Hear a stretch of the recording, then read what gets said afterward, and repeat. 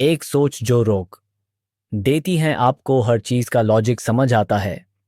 आप कहते हो कि अगर कुछ काम नहीं करेगा तो मैं क्यों करूं, यही सोच होती है इंटेलिजेंट लोगों की, पर यही सोच बन जाती है सबसे बड़ी रुकावट। इंटेलिजेंस एक ब्लेसिंग है, लेकिन जब वो ओवर थिंकिंग में बदल जाता है तो वो एक ट्रैप बन जाता है, एक इनविजिबल वॉल जो आपको प्रोग्रेस से रोक देती है।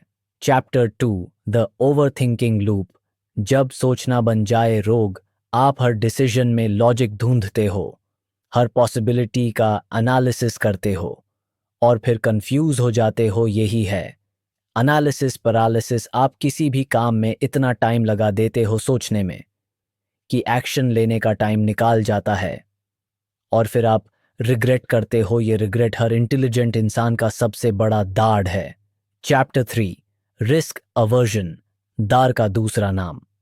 इंटेलिजेंस स्मार्ट लोग रिस्क लेने से डरते हैं क्योंकि उन्हें लगता है कि वो फेल हुए तो लोग क्या कहेंगे, उनकी रेप्यूटेशन का क्या होगा। एवरेज लोग रिस्क लेते हैं, गलतियां करते हैं, लेकिन सीख जाते हैं और सक्सेस पर लेते हैं। इंटेलिजेंट लोग सेफ जोन में ही जीना चाहते हैं, लेकिन ग्रोथ कभी भी कंफर्ट जोन में नहीं होती। चैप्टर 4, इंटेलेक्चुअल ईगो, सही होने की जिद। जब आप इंटेलिजेंट होते हो तो आपको लगता है कि आप हमेशा सही हो, और अगर कोई डिसएग्री करे तो आप उसे इग्नोर कर देते हो। ये ईगो बन जाता है लर्निंग का बिगेस्ट एनिमी। जो लोग हम्बल होते हैं वही कंसिस्टेंटली ग्रो करते हैं। आइंस्टाइन ने भी कहा था, the more I learn the more I realise how much I don't know. Chapter 5, case studies. जब इंटेलिजेंस फेल हुए। फर्स्ट, हार्वर्ड ह्यूग्स इंटेलिजेंट और विजनरी था, लेकिन उसकी ओवर थिंकिंग और परफेक्शनिज्म ने उसका करियर और लाइफ बर्बाद कर दिया। दो, नोकिया मार्केट लीडर होने के बाद भी वो स्मार्टफोन रेवोल्यूशन नहीं समझ पाए। उन्होंने सोचा कि उनका सिस्टम बेस्ट है और उनकी सोच ने उन्हें गिरा दिया। 3, याहू वर्सेस गूगल। याहू ने गूगल खरीदने का चांस छोड़ दिया। उन्हें लगा उन्हें जरूरत नहीं है। ओवर कॉन्फिडेंस इन इंटेलिजेंस उनकी डाउनफॉल का रीजन बन गया। चैप्टर 6, पर्सनल लाइफ में इंटेलिजेंट ट्रैप। करियर के अलावा ये ट्रैप पर्सनल रिलेशनशिप्स में भी होता है। इंटेलिजेंट लोग हर बात को लॉजिक से देखते हैं, लेकिन इमोशंस और एम्पैथी की वैल्यू नहीं समझते। रिलेशनशिप में लॉजिक नहीं, कनेक्शन और कम्युनिकेशन चलती है।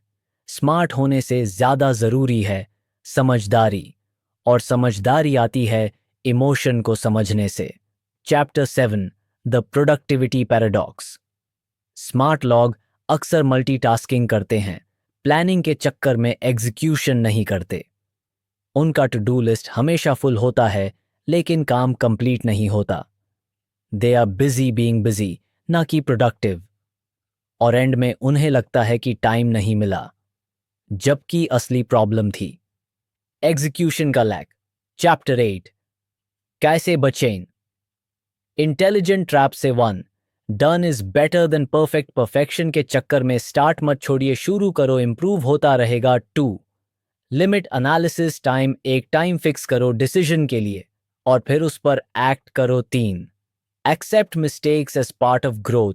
गलतियां सक्सेस का पार्ट हैं। स्मार्ट लोग गलती से डरते हैं, वाइज लोग गलती से सीखते हैं। 4, surround yourself with honest feedback. अपने आसपास ऐसे लोग रखो जो आपको सच बताए, जो आपको चैलेंज करें, सिर्फ हाँ में हाँ मिलाने वाले नहीं। 5, trust your intuition. Her decision logic से नहीं होता, कभी कभी दिल की सुननी पड़ती है। Chapter 9, intelligent but not successful. क्यों दुनिया में ऐसे हजारों लोग हैं जिनकी आईक्यू हाई है, जो हर एग्जाम में टॉप करते हैं, लेकिन लाइफ में आगे नहीं बढ़ पाते। क्यों? क्योंकि उन्होंने कभी रियल वर्ल्ड में अपने आइडियाज अप्लाई नहीं किए। उन्होंने सिर्फ थियोरीज पढ़ी, लेकिन उन्हें टेस्ट नहीं किया। लाइफ एक लेबोरेटरी है जहां थ्योरी तभी काम आती है जब आप उसे प्रैक्टिस करते हो। Chapter 10, conclusion.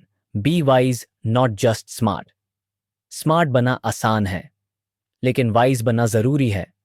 वाइज वो होता है जो अपनी इंटेलिजेंस को कंट्रोल करे, ना कि उसका स्लेव बन जाए।